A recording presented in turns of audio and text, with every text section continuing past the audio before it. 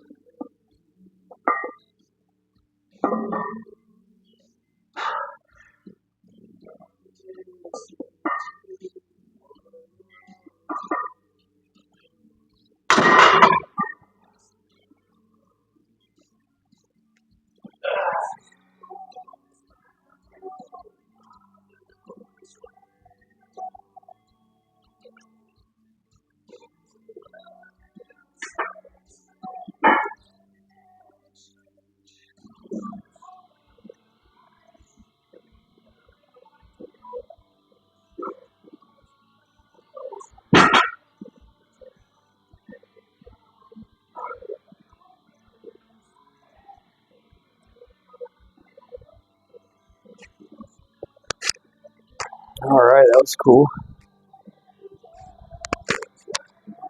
So, yeah, I'm out of breath. I mean, that's kind of the point, I guess. Get the heart rate up, move some weight. So, I mean, look, we'll just put some stuff on there and see what happens. 'Cause I don't know.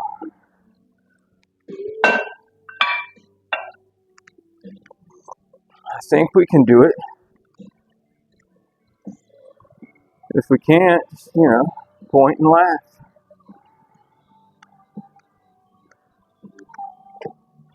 Man, I thought I had another one of these, but you know what, we got that. Whatever. Or those. Or something, we'll figure it out. Dude, there's so many plates around here, it's just a matter of, finding them. Let's see, is this the right one? Oh, look, there it is. Yeah, we're just going to go up 10 pounds all the way around. That ought to make it all better. And 7 just seems like a good, comfortable number today. Mostly because it's unconventional. People always skip 7. They go from like 3 to 5 reps for this, and 8 to 12 reps for that. And I don't know after that what they say, because I don't work out like that. I'm not into aerobics. I'm into weightlifting. But better write that down too, because, I'll forget. So we did this for 7. Now we're going to add some weight. So now we're doing this. See if we can't do that for 3 sets of 7 maybe, because that was a good challenge at least. So we'll call this work now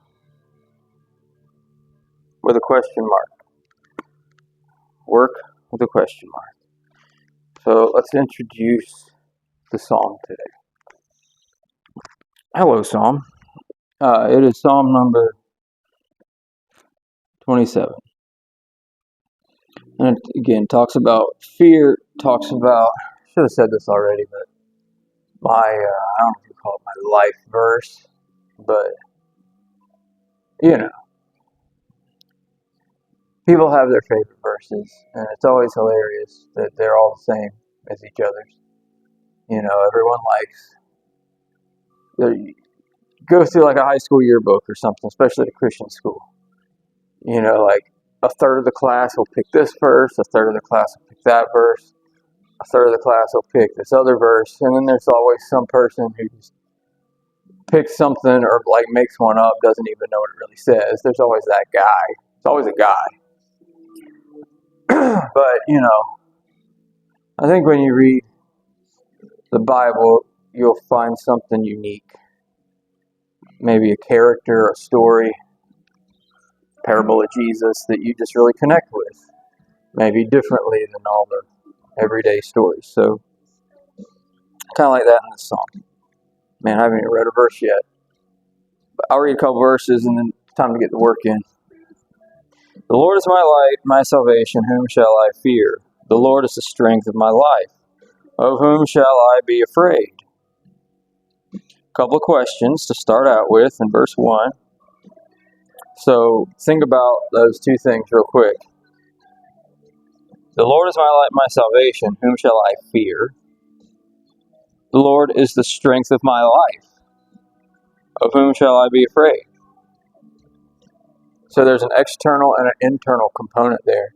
And in either situation, what's there to be afraid of? What's there to fear? Think about that for a minute, because that's not exactly the approach of modern psychology. So I don't make those people very happy when we talk about this kind of stuff, because kind of like that. Like, I don't know. Why should I be afraid of anything? There's really nothing to be afraid of, man. I mean, I know the creator of the universe that holds it all together. Ultimately, there's nothing to be afraid of, man. Except these weights, they could kill you, but let's try it and see. Going for 7, we'll see what happens.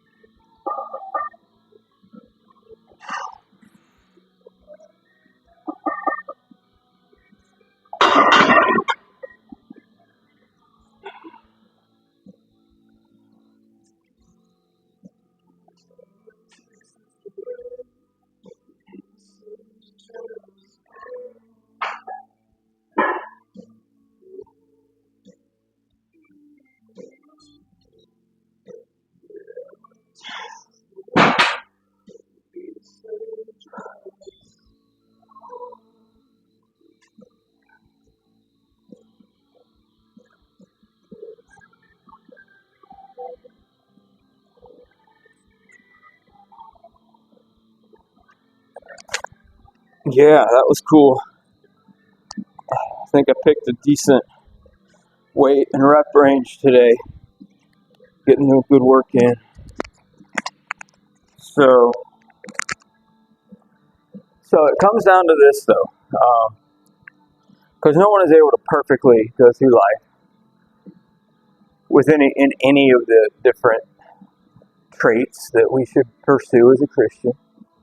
So you can think it's Psalm 56. You could juxtapose the two ideas here. I don't have anything to be afraid about because the Lord is this and this and this. But in real life, it's almost like Peter walking on water. Because Psalm 56 says, when I am afraid, I will trust in you. So there's that, I'm over here not being afraid. Then lose my focus on God. Something happens that scares me. That reminds me, oh yes, I need to trust in God. Very much like Peter walking on water. Because he took his eyes off Jesus, remember? And, we all know the story. I shouldn't say that. You might not all know the story. He was walking on water because Jesus was. And then he quit looking at Jesus and started looking at his circumstance of, I'm on water and there's waves and this and that. And it wasn't, I'm with Jesus, everything's fine. So maybe we should just make it oversimplified like that for a minute. In life, you're with Jesus if you're a Christian. Christians only, right here. I'm with Jesus, everything's fine. Or am I not looking at Jesus and looking at all the stuff in life that everyone keeps telling me isn't fine? It's a decision, to live and walk in. Are you going to sit there and be focused on the Lord?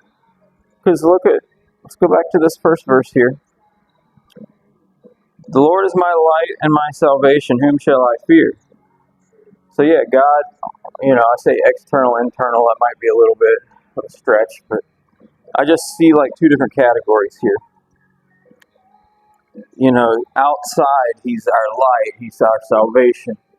Inside, He's the strength of our very life itself. That's what I mean by that. When the wicked, even my enemies and my foes, came upon me to eat up my flesh, they stumbled and fell. Though a host should encamp against me, my heart shall not fear. Though war should rise against me, in this will I be confident. David knew something about all of those things, from running from Saul to leading an army of Israelites against all kinds of enemies. So these weren't just concepts, these were realities to David. So he says, one thing have I desired of the Lord, and that will I seek after, that I may dwell in the house of the Lord all the days of my life, to behold the beauty of the Lord and to inquire in His temple. So David, when they say he's a man after God's heart, this is an example. He much rather would just be at church, doing church stuff. Not just doing the church stuff. Specifically, he wanted to be around God. He wanted God's presence. That's, a lot different than people who just want to do church stuff. Like the Mary versus Martha thing. There's some Marthas out there, and there's some Marys out there. This isn't a, gender. That's the word. It's not a gender thing. I'm just talking in just the way that they were, the way they acted. Men or women can be Marthas, men or women can be Marys. And too many times you get the Marthas all worked up, and they're literally, and this happens all the time. I mean, just go to any Baptist church that has anything planned before or after the service, besides the service. All the Marthas are going to be doing everything but sitting there listening to the Word of God being preached. And I don't get it. You got the preacher putting out the Word of God for people, and all the Marthas are too busy doing Martha stuff. When the most important thing is to be the Mary that sits there and listens and learns, because that other stuff will still be there. The Word won't. The Word is delivered at this time, on this day. Be there for that. You got the whole rest of the week to do all that Martha stuff. So, that's the whole thing. Just want to make sure you understand David was there for God himself, not just the busyness and the nonsense that we love to create around church sometimes that distracts from what it's really all about. So sit on that for a minute.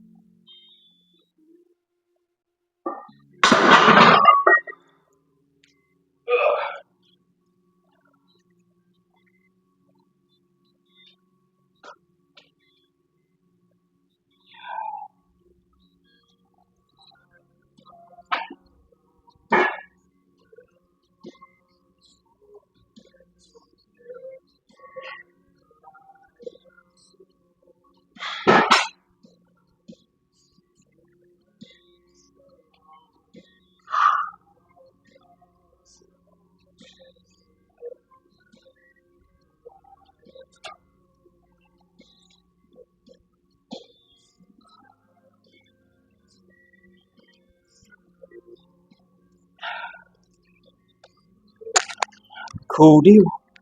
2 rounds in. Feeling good.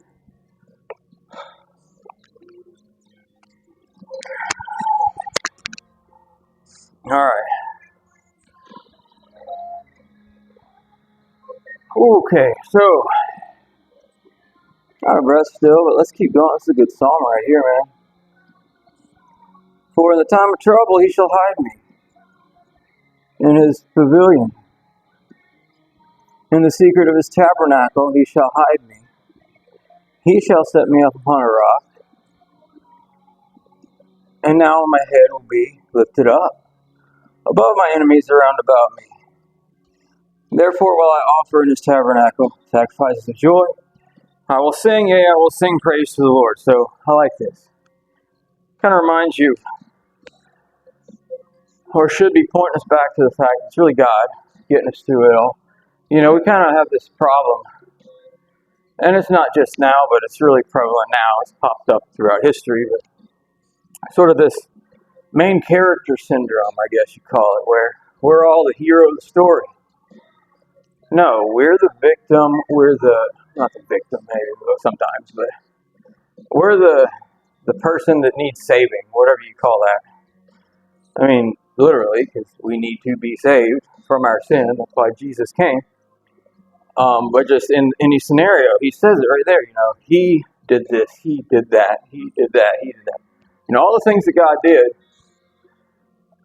including putting him in an elevated position. It says, set me up on the rock, and now my head will be lifted up above my enemies. So God's the one doing all the work. God's the one elevating you. God's the one putting you where you are.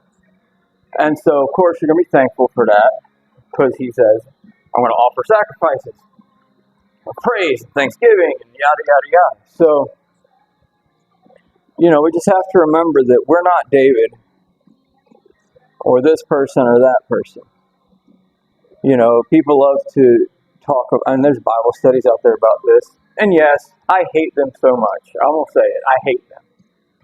About fighting the giants in your life. You don't fight giants.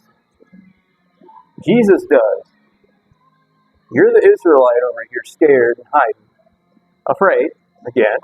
Why were they afraid? Because they weren't trusting in God. Their eyes were off of Jesus, like Peter, and their eyes were looking on the problem, and the problem scared them because their eyes weren't focused on Jesus, saying, here's the Lord, I have nothing to be afraid of. But instead, they looked at the problem and thought that they had a lot to be afraid of. So, I think that's sort of the crux of the matter, is where is your focus? That will determine your fear. And since both of those words start with the letter F, that's a cool alliteration that some guy in a tie will probably like to steal. But show me your focus, I'll show you your fear. How about that? Sounds cool. Because maybe that's really the crux of the matter. Sort of the paradox of how can we not be afraid but fear the Lord? Well, here it is. What you're focused on is what you fear. Your focus determines your fear. I don't know. It sounds cool in my head, but yeah, if you're focusing on your problems, that's what you'll be afraid of. If you're focused on the Lord and fear Him, He can get you out of your problems. That's the difference. All your problems are going to do is give you more problems. So it goes on. Hear, O Lord, when I cry with my voice. Have mercy upon me and answer me. When thou saidst, seek ye my face, my heart said unto thee, thy face, Lord, will I seek. Just simple obedience. Hide not thy face from me. Put not thy servant away in anger. Thou hast been my help. Leave me not, neither forsake me, O God of my salvation. Okay, there you go again. So, it's all about God's the one doing the saving. God's the one doing the work. He's just going through all the things that God has done. Of course, David looked great. He was freaking king. He's ruling it all. People died because he said so, and people lived because he said so. And he's sitting here, I'm nothing if God hadn't done all this for me, put me in the position I'm in. So he goes on here. This is my life verse. Okay, not exactly, but it's definitely top on the list. When my father and my mother forsake me, then the Lord will take me up. Teach me thy way, O Lord, and lead me in a plain path because of mine enemies. Deliver me not over unto the will of my enemies, for false witnesses are risen up against me, and such as breathe out cruelty. So that whole section really, kind of hits home for me from, not really having that influence, or whatever you want to call it. Father and mother forsake me, then the Lord take me up. Teach me thy way, O Lord, lead me in a plain path. Plain, that's good. Some people think that's boring, but sometimes you do have to strip it down to the plain, ordinary. This is just that simple sometimes. All the way to, as you're walking in this plain path, deliver me not over to the will of my enemies, for false witnesses are risen up against me, and such as breathe out cruelty. Yeah, dealing with dumb people who just don't get it. And it's like, no, go start your own ministry, or go find your own thing to do. Don't come into mine and act like you're going to start telling me what to do. That's stupid. This is my gig. Go find your own. Get lost. I'm making up bull crap about I don't like pizza or something. That's hilarious. So I had fainted unless I had believed to see the goodness of the Lord in the land of the living. Is that the only thing that keeps you going sometimes? Is God's strength? Like, God, without you, I'm going to pass out. Come on. I think more people need to be at that point in their life. For real. Wait on the Lord, be of good courage, and He shall strengthen thine heart. Wait, I say, on the Lord. There's something there. There's something there. So let me do this other round while you think about that. You can probably figure it out for yourself. I'm going to hit this third round here, and we'll talk about it. That's important, very important.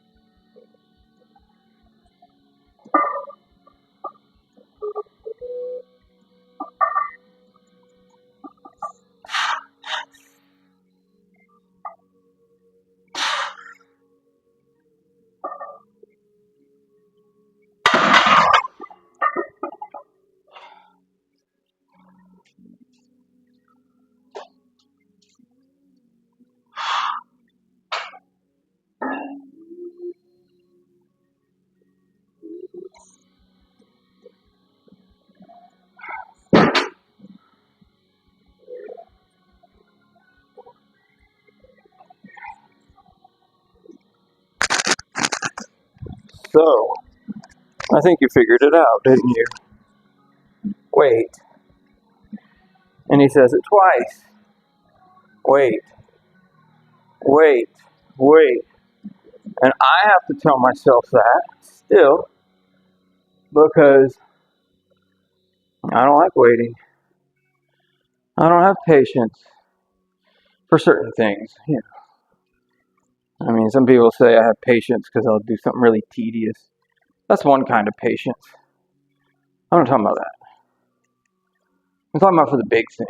Yeah, it's weird. I can be patient like these little things. Like I can sit there and meticulously put together a little Lego set or something. But when it comes to like big life things, it's like, hurry up already. Wait. David did not become an overnight monarch. I mean, he had tastes of success. He killed Goliath, right?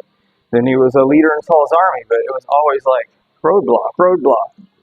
It's like, when is God's time? And sometimes I ask myself the same question. It's like, God, when is it going to be my time? You know? Everybody else seems to be getting their time. When is it my time to be something? I don't know. It's like, well, wait. And then again, verse 20, or Psalm 27, verse 14. Wait. He says it twice.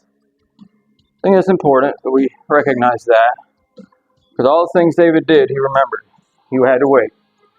But when he got there, it was beautiful, it was sweet, it was awesome. So if your thing hasn't happened yet, and you just know that God has it coming for you, just don't take your eyes off of him. Stay the course. And I'm not saying that from a position of getting there yet either. But what's your other alternative? You know?